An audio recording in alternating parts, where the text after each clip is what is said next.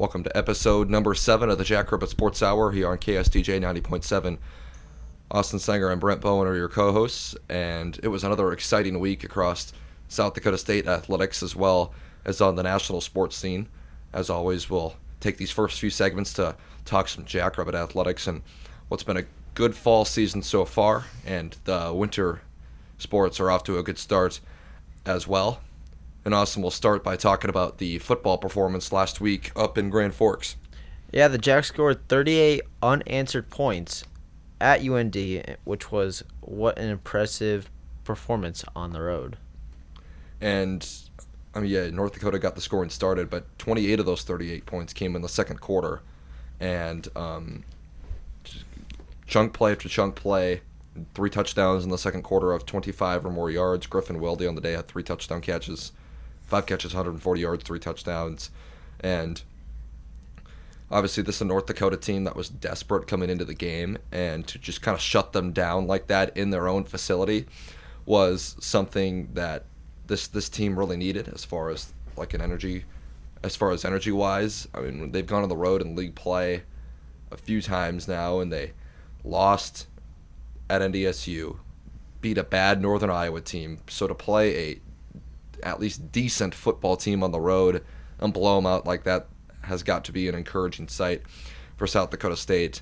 They'll have one more road test at Missouri State in November, and they very well could have another road test in the postseason if they want to make it back to the national championship, because right now the Jacks are a 3 seed, and as things stand, they would have to go to Montana State in the semifinals, assuming all teams win out to the semis. But it was a good win on the road, 38 unanswered, as you mentioned. Offense was good. Defense was sharp, as they have been all season. And then the special teams doing their thing as well. Now on to Jackrabbit volleyball.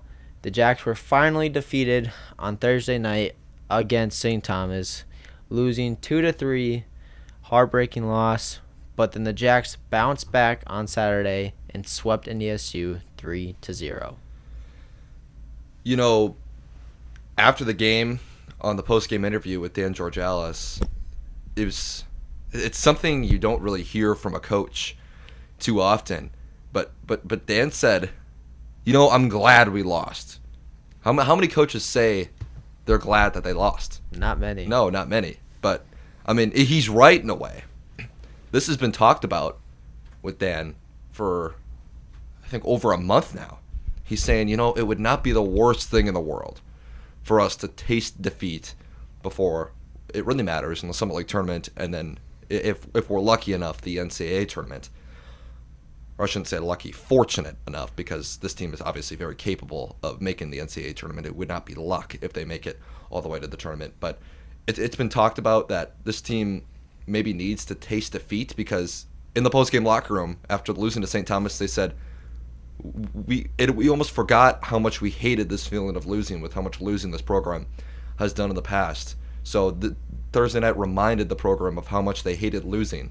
So then they bounced back in a big way on Saturday and swept North Dakota State. And really Thursday, it's not like the Jacks played an awful game. Had one bad third set where St. Thomas won at 25-16. Didn't make enough plays to win in the second set. Didn't make enough plays to win in the fifth set. Played really well in the first and fourth sets. And Georgalis said it after the game. St. Thomas earned this win. They were the better team, and they absolutely earned the win on the road. And for South Dakota State, yeah, you lose the game, but despite losing the game, you can say, hey, we were right there, almost won this game, and did this many things wrong that we need to do better here in the future. So it's a learning moment, and it's an opportunity to build on the future. And it's not like this really is a huge killer towards the season. You're still 22-1, 11-1 in the league. Your RPI only drops 4 spots. You're now 32nd instead of 28th. So it's not like their metrics in the season is absolutely ruined from that loss. Heck, for all we know, if they fell in the Summit League Championship and have a 27-2 record going into Selection Sunday, I think the show's on a Sunday. Either way, they still could get an at-large bid. Don't want the at-large bid. You'd rather win the Summit League, call yourself Summit League champions. But this team's still in a pretty good spot, and they showed that they were not falling off a cliff by sweeping North Dakota State on Saturday.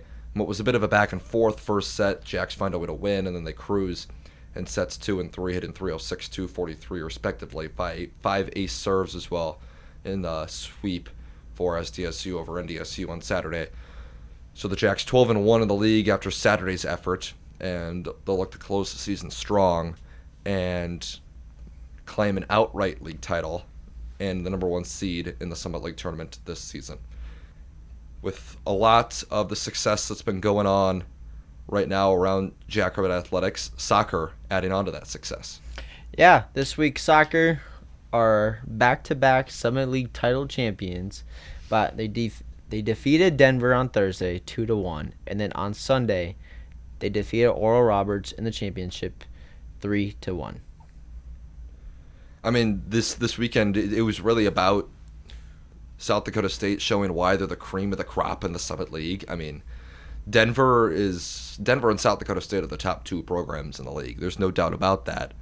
And Denver has always been the team, at least in the past 5-6 years. They have always been the more successful regular season team, but South Dakota State has always been the more successful postseason team. And in sports, what defines a successful player? What defines a successful team?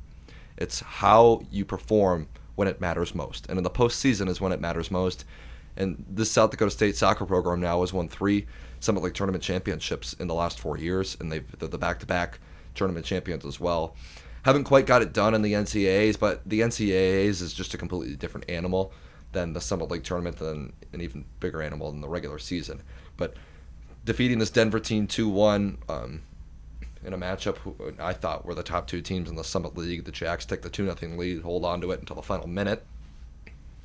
And then Oral Roberts, I mean, South Dakota State always plays Oral Roberts really well, and they did so once again. Oral Roberts has only defeated South Dakota State 1 time ever, and that was not changing in the Summit League Championship. The Jacks a 3-1 victory over the Golden Eagles. So it's just really impressive what this program continues to do. No matter what kind of turnover or injuries they're dealing with, they just continue to produce results. I mean, it felt like this year's team wasn't as good as like the last couple of teams have been.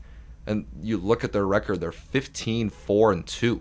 Yes, they finished 3rd in the Summit, but it was a very competitive Summit League field this season. There were 5 teams that had realistic chances to win it all.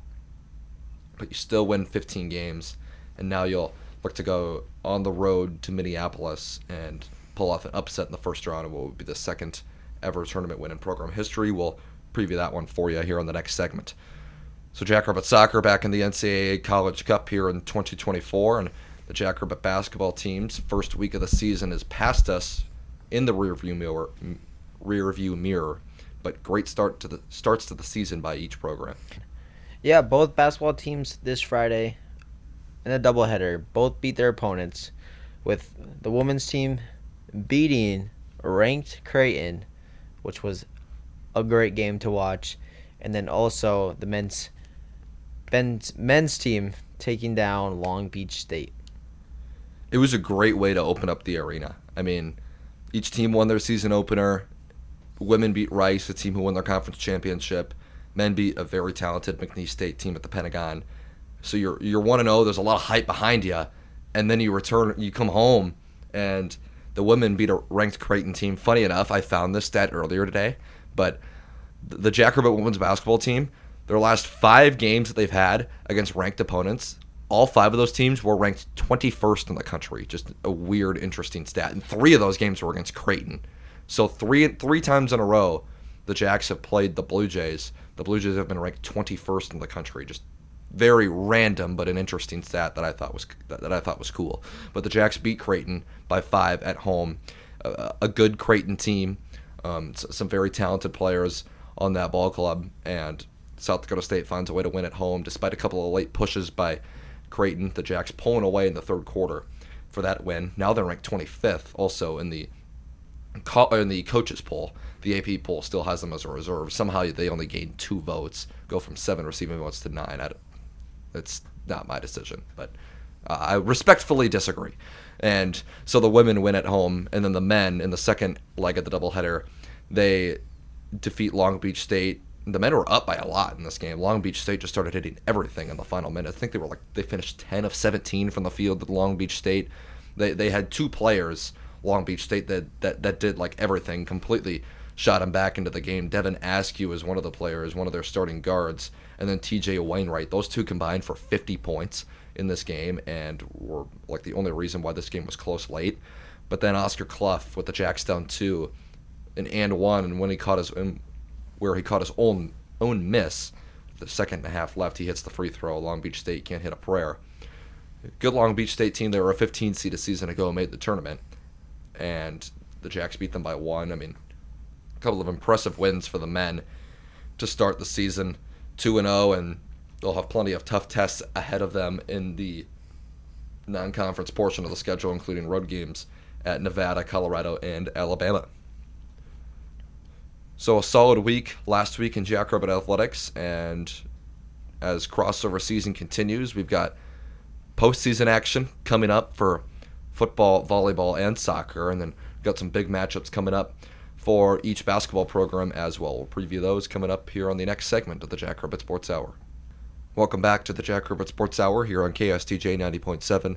Brent Bowen and Austin Sanger, your co-hosts, looking at this upcoming week in South Dakota State athletics, and we'll start out with the football game against Southern Illinois this week. Not a whole lot to talk about with this one. The Salukis 3-7. They've had a rough year with injuries, and the Jackrabbits will just look to take care of business and get to Springfield 9-2. I mean, right now the Jacks would more than likely be the number 3 seed in the FCS postseason, meaning that they would have home field in the second round as well as the quarterfinals. And actually, Sam Herder from Hero Sports has his recent projection has South Dakota State hosting Montana in the second round. I mean, ever since I've been here, the last couple of years, I've wanted Montana to come to Brookings because it's been so long since the Grizz have come to Brookings. They don't seem to schedule us in the regular season, so make them come in the postseason. I would like her chances in a rematch with Montana. And then you get Idaho in the quarterfinals, little Jason Eck reunion, so that'd be fun as well. But then assuming Montana State clears their quadrant of the bracket, you go to Bozeman in the semis. So you get the opportunity to play the role of the road villain, which is a character that our group has not played over the last couple of years, with us being the 1 seed on the way to Frisco. So it'll be interesting to see what happens with North Dakota State, South Dakota, and Montana State. I think those, as well as UC Davis, I think are clearly the top 5 teams. NDSU and USD play each other in the regular season finale. Montana State, UC Davis play each other this weekend. So a couple of big-time matchups. The Jacks have Southern Illinois and Missouri State looking to finish 10-2 themselves, and see where the committee places you. So that's football. We'll recap the Southern Illinois game for you next week and what we hope will be a Jackrabbit win to pick up their 9th win of the season. Jackrabbit Volleyball has a chance to accomplish some special things this week. Yes, they do. Tonight, they will play ORU at 7. Then on Saturday, they are at Grand Forks to play UND at 11. Yeah, in those two matchups, I mean, it's the bottom 2 teams in the league, but it's an important week because you can't slip up. You have a 1-game lead over Omaha, and you lose 2 games and Omaha wins out, then Omaha would win it outright and would be the number 1 seed. But if you would only lose 1 game, you would have the tiebreaker over Omaha. But, I mean, with the special season that the Jackrabbits have had, they want to win this thing outright. As John Stiglmeyer said 2 years ago, we ain't sharing. We ain't sharing a league title. We're winning this thing outright. But the door is wide open for Omaha if the Jacks slip up and lose to North Dakota and Oral Roberts. And Dan Georgalis mentioned this earlier this week, but it's a unique week with the split week, having a home game on Thursday and then a road game on Saturday. Nevertheless, it's also a very early road game Saturday as well, with the first serve from Grand Forks being at 11. But Oral Roberts and North Dakota, they're tied at the bottom of the standings at 2-11 each. You should be able to win both of these games. And if you slip up and lose one of these games, you probably don't deserve an outright league title. So, but I mean, you control your own destiny. You have the tiebreaker. Everything is in your favor. You just need to go out there and play the way that you normally perform.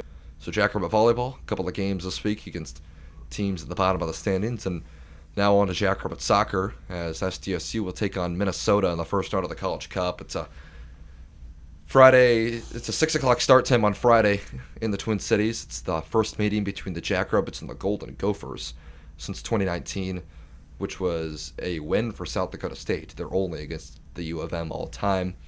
South Dakota State just one win all time in the NCAA tournament, but I think they have a pretty good shot on Friday night.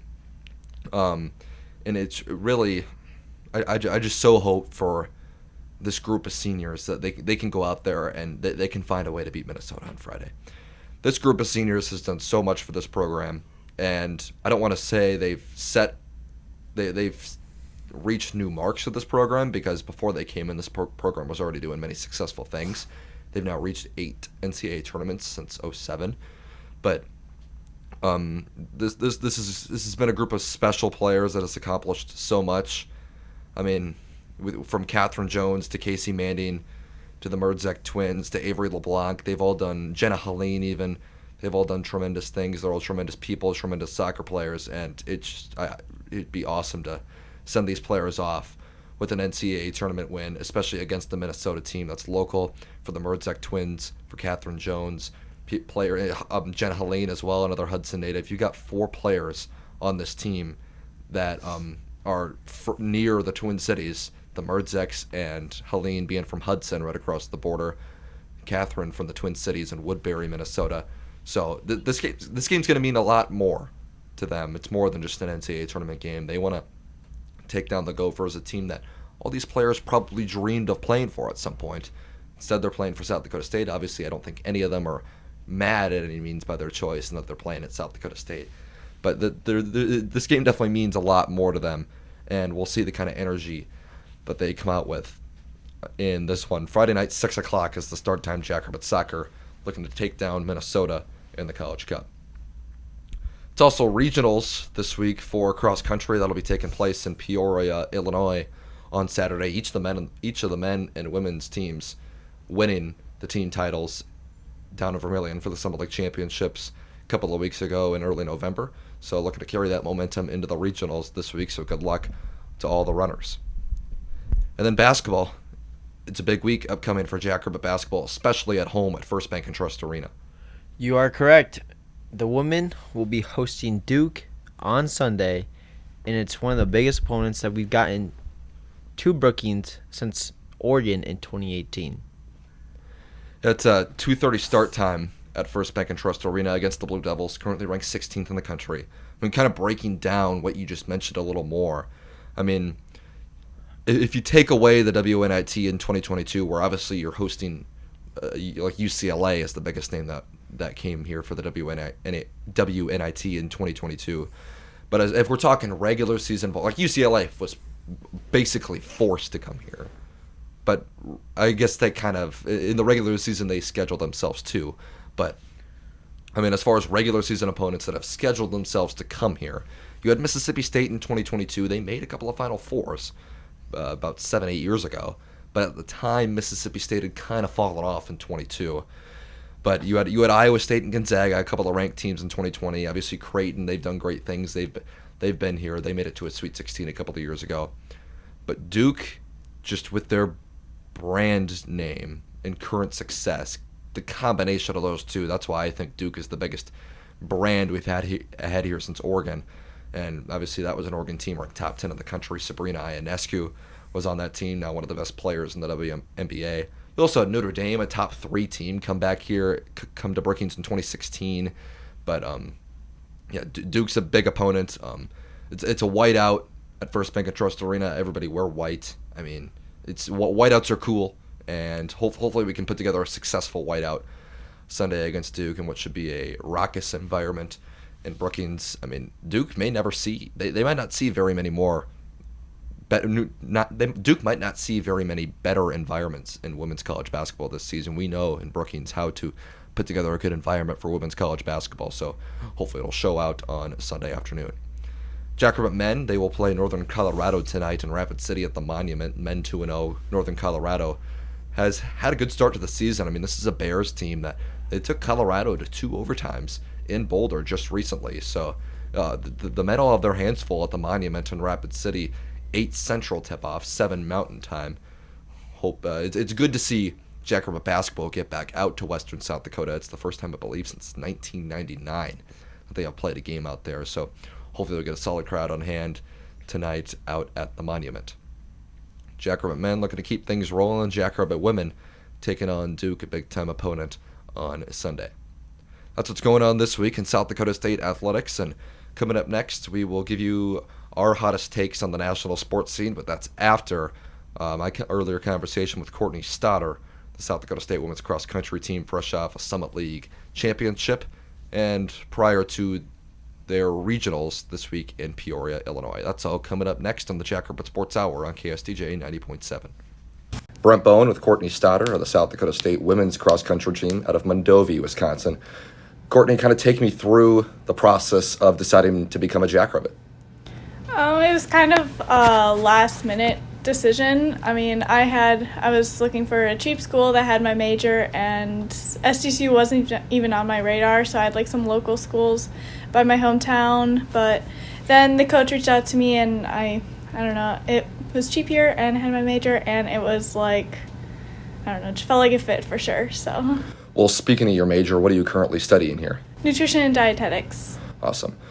So you placed bronze individually last Saturday. Just what was kind of working for you on the course last week? Well, that whole race is crazy. I don't know. I felt on that day, I guess, and I went for it. And it was like my first time also competing for a team versus in the past I've always just been the only runner. So like it's the first true meet that like the team score mattered and like you were doing it for the team. So first time I've ever had that. So did the bronze finish feel any more special just with you being a freshman? I mean, yeah, I guess I don't know, still surreal to me. Like, I don't know, I've never even believed anything that I could do something like that, but like, yeah, it definitely, as a freshman, it's like huge jump from high school. So you guys had 6 runners placed inside of the top 13. Many people don't really realize how much of a team sport cross country actually is. Just so kind of touch on the fact that you guys did this as a group, and it was a team effort to win this thing. Yeah, we had 7 runners within 40 seconds of each other, which is like, for a team to have depth like that, that's like crazy. And then like obviously you want the lowest points, and if you're consistent you have lower points if it's consistently fast. And yeah, kind of talk to me a little bit about your hometown of Mondovi, Wisconsin. Where exactly is it, and then what did you enjoy most about growing up there? It's a small town, like 20 minutes south of Eau Claire, Wisconsin, which is kind of on the western side. Mm-hmm. And yeah, I don't know, I loved like the like small town feel and like the landscape. There's lots of hills and trees in the fall, very pretty colors, and yeah, I don't know, that's home. And then are you going to be participating at all during the winter track season? Yes, I will be. So we'll see you out at the S-Jack a couple of times here this winter. Let's switch gears a little bit here. Kind of, what are some of your hobbies outside of cross country and school? I love cooking and baking and like designing meals for myself. And then I also enjoy reading. I read a lot of books. I mean, a little less since I've came to college, but like still something obviously I'm interested in. And yeah, just hanging out with friends and family. Favorite thing to bake? Yeah, that one's hard. I like these like peanut butter snowball things. I mean, you don't really do much cooking there, but like it's basically like a Reese's peanut butter cup. But well, you can never go wrong with peanut butter, so yes. That's never a bad choice. Who kind of had the biggest influence on your life or your career? My family, just because I grew up with them, and like they're always pushing me. Like my parents are pushing me to do the best possible, and like it was always hard work is how you get anywhere. If you don't work hard, you don't expect anything. So that was something I know my dad always preached to me, so I don't know, that's just what I live by. You accomplished all of this as a freshman. How excited are you for the rest of your career and then the future for the program? Yeah, I'm super excited to see how much I can do, because like even in the race last Saturday, I felt like faster was possible, but like I don't know if it's going to be this season, obviously, but like I could feel that it's possible to go faster. So I'm curious on how far I can actually go, because just like my drop from last season to this season, it's insane. And like, yeah, so faster as possible. And yeah, for the team, it's like one of the best teams they say that they've ever had. I mean, I don't know as a freshman, but like, yeah. And then there's like good recruits coming in, and if we keep this kind of training, this culture up, it'd be good. Welcome back to the Jackrabbit Sports Hour on KSTJ 90.7. Brent Bowen and Austin Sanger are your co-hosts, giving you our hottest takes from the national sports scene this week. Starting out with the Vikings, who improved to 7-2 with a win this week. Yeah, what an amazing game it was to see against the Jaguars. Stop it. It was not a good game. What was it? 12-7. 12-7. Parker Romo, the hero. Yeah, brand new kicker replacing Will Reichard. Looking good, but at the same time, it wasn't that good of a game to see. Sam Darnold, 3 picks. You hate to see it. Looking good for Parker Romo would be an understatement, or would be maybe a little bit of an overstatement. But a couple of those field goals were a little too close to call. The one in the third quarter to make it 7-6, and then I think it was the one to go up 9-7. He barely, from 34 yards out, and he barely snuck it in the right upright. Hey, it went in. He made out every single one. Darnold looked. Honestly, Darnold was not that bad. The interceptions were bad, but other than the interceptions, I actually thought he played an okay game. But those 3 interceptions will make your performance be bad. So the worst part about those 3 picks is that, 2 of them were just poor decisions. The other one was a poorly placed ball. Like the one in the end zone to Jefferson was there. He's just got to place it in front of him, let Jefferson go get it, not place it completely behind him. And then when he tried to hit Jefferson on the corner route in the second half, that was just a bad decision. That was blanketed. Same thing with his first pick to Jefferson on like an in-breaking route. I mean, Jefferson was smothered by the corner, and Darnold still threw it. It got tipped and picked. But I mean, positives: the defense played well. Yeah, but Sam Darnold is leading the league in interceptions this year. Yeah, that's something he's going to have to cut down on. I mean, you're not going to complain about it too much because you're 7-2, and still you're finding ways to win this sloppy. I mean, if they put it together with less turnovers, because we've seen them put it together. Yeah, they put it together early this season, and they beat the 49ers. They destroyed the Texans. They went up 28-0 on the road at Green Bay. So we've seen them beat some of the best teams in the league when they've been able to put it together. I mean, they went toe-to-toe with Detroit, who I think is viewed, by everybody, the best team in football. Maybe some are still thinking Kansas City, and, they're winning. It hasn't been very pretty for them. But the Lions have won and kind of dominated everybody, although didn't dominate this week. We'll get to that here in just a moment. Or why don't we talk about it right now, the Lions game on Sunday against the Texans? The Texans had that game in their control. Jared Goff had 5 picks that game. 5. That's more than he had all year. By a lot, probably. How many did he have? I think it was like 4 or something in the first 9 or something games. And somehow, in the second half, the Lions come back and win that game with a game-winning field goal. That should not happen if the quarterback is throwing 5 picks in that game. And the Texans' offense just completely silent in the second half. I mean, the Lions outscored the Texans 19-0. Their kicker, I think, had 4 field goals in the second half. And I mean, no, they went for 2. They scored a touchdown and went for 2 in the third quarter. But he hit 2 50-plus yarders in the fourth that both barely snuck through the uprights. But I mean, the Lions aren't losing that game.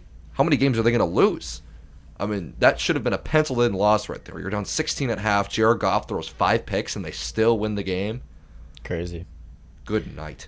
I mean, it's going to be tough for any team to beat them. I mean, the Vikings were probably pretty close to peak form, and they still lost to Detroit at home earlier this season. But also Detroit played pretty well in that game, other than the very beginning. And, I mean, you got to hope to catch Detroit in an off night, probably to beat them. Vikings will get Detroit again in Week 18. But this is still going to be Detroit's division to lose. Vikings should be a playoff team this season. I think they look to have a pretty good chance to be a wild card team. As far as winning the division, though, we'll see. That'll be pretty tough. But another team that looks like one of the best in football right now is Kansas City, who just keeps finding ways to win. It's crazy how they won that game against the Broncos.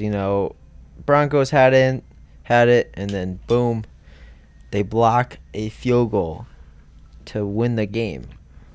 Well, I mean, actually, if you dive deep into that field goal blocked, it's perfect scheme and just game planning and just film watching by Kansas City. Yeah, because the one left dude gets beat. One of the linemen gets beat all the time. All the time. Number 54 was his number. And just for the Chiefs to notice that and say, okay, this is the guy that we're going to go after. So Leo Chanel is our guy that we want. He's one of our stronger dudes. Chiefs players say that he's like as big as a defensive line, as strong as a D lineman, and is obviously quicker than D lineman because he's a linebacker. So they have him bull rush over the guy and get a paw up and block the field goal. I mean, and it's also a poor job by Denver.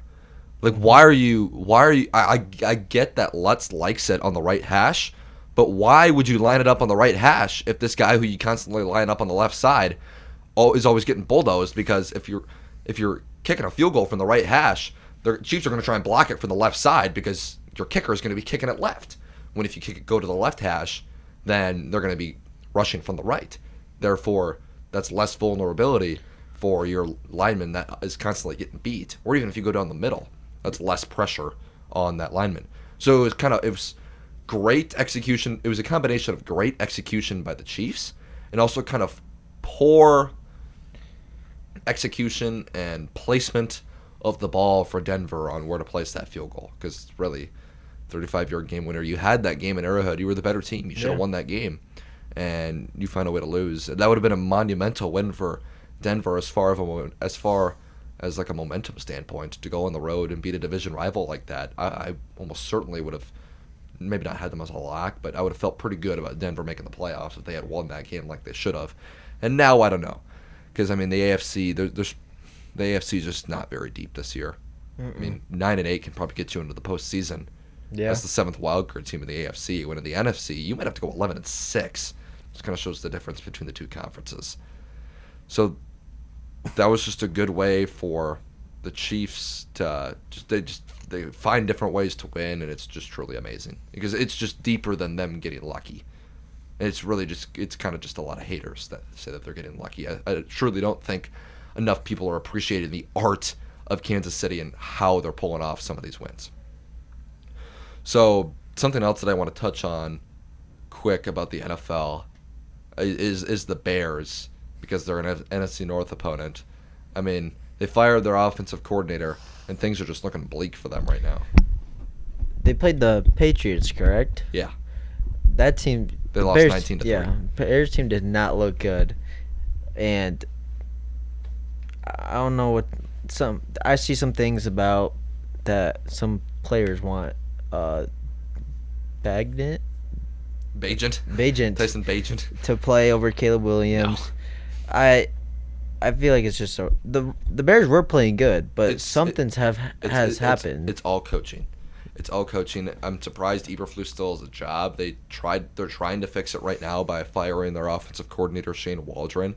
But I mean, it all started with that Hail Mary. They should have won that game in Washington. That would have brought them to 5-2. Yep. Instead, they lose in the Hail Mary, and I really think that the Bears coaching staff just lost the locker room after that defeat there, and their schedule is so brutal down the stretch that they'll probably be lucky to win 2 more games this season. They have 6 divisional opponents, all teams that are way better than them. They have the 49ers on their schedule. I mean, it's just tough. It's tough going for the Bears, and I don't see a world where I thought last week they'd beat the Patriots for sure, and that they'd probably be like a 7-10, maybe 8-9 team, but I don't think there's any way now. I mean, they're talented on offense. They've got guys, and Caleb Williams is a talented player, but they just have been unable to put it together coaching-wise and schematically. Talk little NBA. What's going on? What's going on with Minnesota lately? It's a good question. They just lost to the Raptors, who are one of the worst teams. No, the Trailblazers. Trailblazers. Which surprised me if they lost to the Raptors too. Yeah, it was a heartbreaking loss.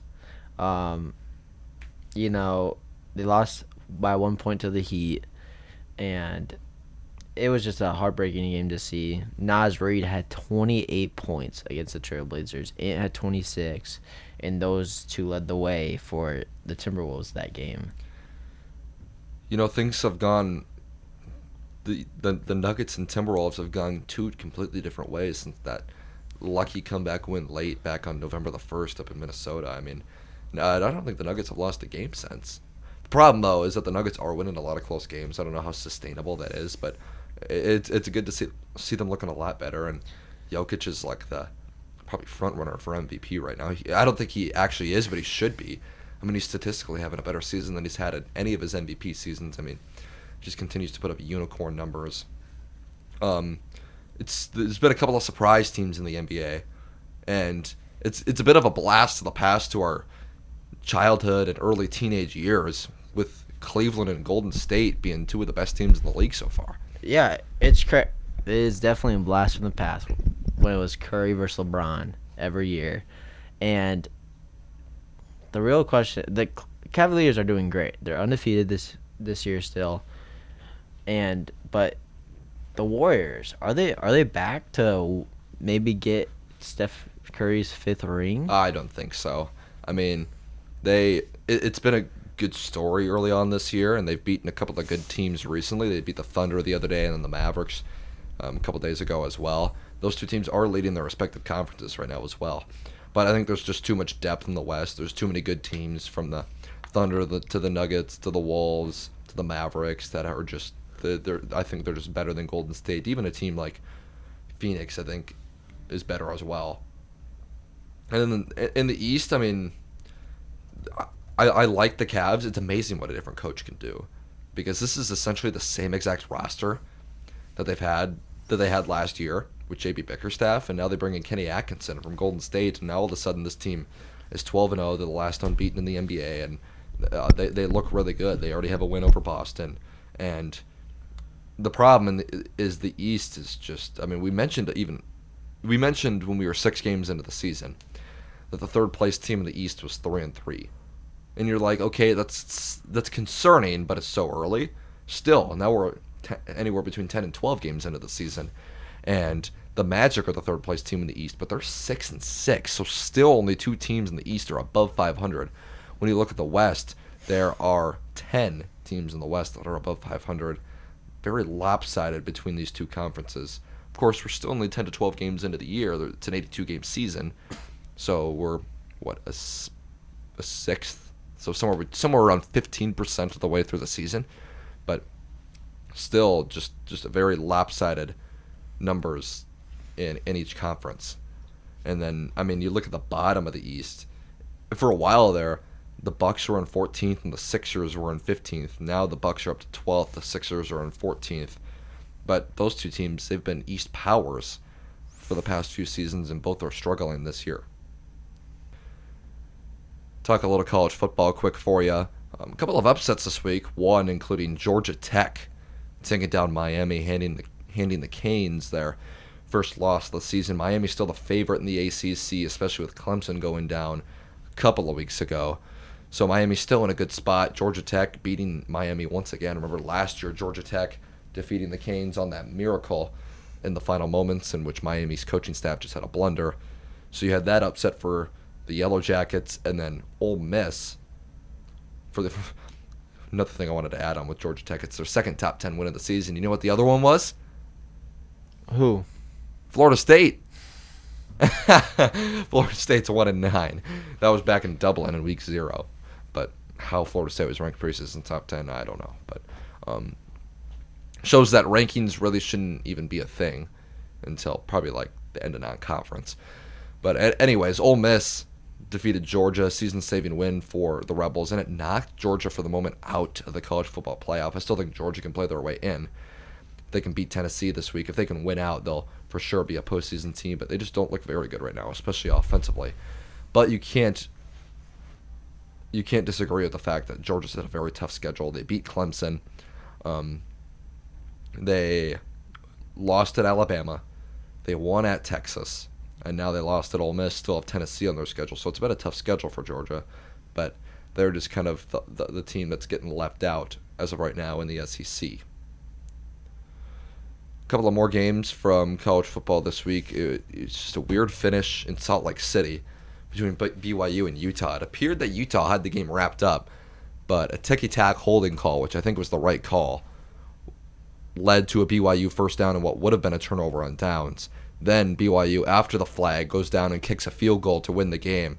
And really, it was just embarrassing acts from the higher-ups at Utah after the game, from their athletic director and their head coach. I mean, you had their athletic director go onto the mic at press conferences and say that he's embarrassed by the officials and that it was like a travesty and that the game was stolen from them and that he's going to go talk to the higher-ups, meaning the commissioner at the Big 12. And I mean, it's embarrassing.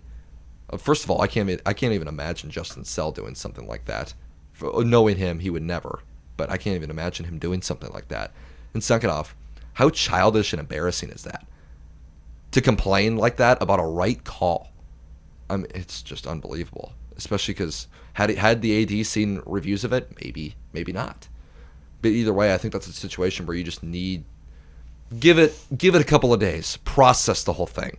It really just felt like that everyone at Utah, just the emotions were riding high. You had in the game one, and you commit the flag, you lose the game. Just you're a little angry, emotions are high, but you gotta learn to control your emotions. Didn't, and now that just makes yourself look really, really bad, and that, and then you lose a rivalry game as well. So just a bad week overall for Utah. Alabama made a statement, went to Death Valley and upset LSU 42-13, but it was 42-6 LSU at the garbage time touchdown. Statement for Alabama on the road. If they win out, they will be a college football playoff team, and they should have a good chance at winning out this season. They'll host Auburn in the Iron Bowl. They host Mercer this week, and they're at Oklahoma. 3 games they'll be heavy favorites in and should win. College football season coming down the stretch. We're about halfway through the NFL season. We will give you a couple of games to watch this week across the national sports world, and then we'll wrap things up for episode 7 here at the Jackrabbit Sports Hour on KSTJ 90.7. Back one final time on the Jackrabbit Sports Hour here on KSTJ 90.7. Brent Bowen and Austin Sanger are your hosts, getting ready to wrap things up. First, we'll give you some games to watch this week, starting with the NFL. Yeah, some of the games you guys should be watching this week are the Commanders versus Eagles. The Eagles have looked great in the past couple of games, with Jalen Hurts playing lights out and also Saquon Barkley doing his thing. And then with the Commanders, Jayden Daniels had a heartbreaking loss against the Steelers last week, so they're going to want revenge on Thursday Night Football. Then we got the Seahawks versus 49ers. 49ers are starting to look a little better as a team this past couple of weeks, and they just got Christian McCaffrey back, so they're only going to get better. Then the powerhouse week matchup, the Chiefs versus the Bills. These two have always played great games together. So will the Chiefs finally lose their first game of the season to the Bills? Well, this is probably their best shot to lose a game, because the Bills have Josh Allen. The Bills have been good on defense this season, but the Bills haven't been tested like this for a while. So, yeah, it'll be interesting how that one fares out in upstate New York. Really, it's kind of a weaker slate across college football this week. The big game out there is Tennessee-Georgia. Tennessee at 6, Georgia at 11, and Georgia if Georgia loses this game at home, they're probably eliminated from the college football playoff with 3 losses.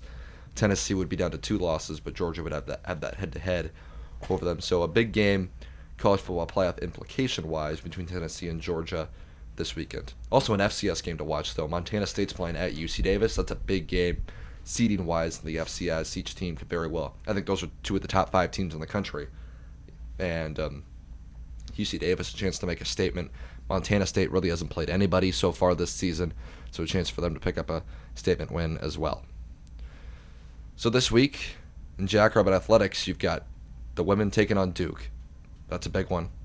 That's a game to watch. Get out there to First Bank and Trust Arena if you can to support the Jackrabbit women taking on the Blue Devils. Jackrabbit football looking to keep things rolling this week against Southern Illinois, and then the national games that we just mentioned as well. That'll do it for episode number 7 of the Jackrabbit Sports Hour. We'll be back next week for episode number 8 to recap this past week across the sports world for you. So for Austin Seger, I'm Brent Bowen. So long, and we'll talk to you next week.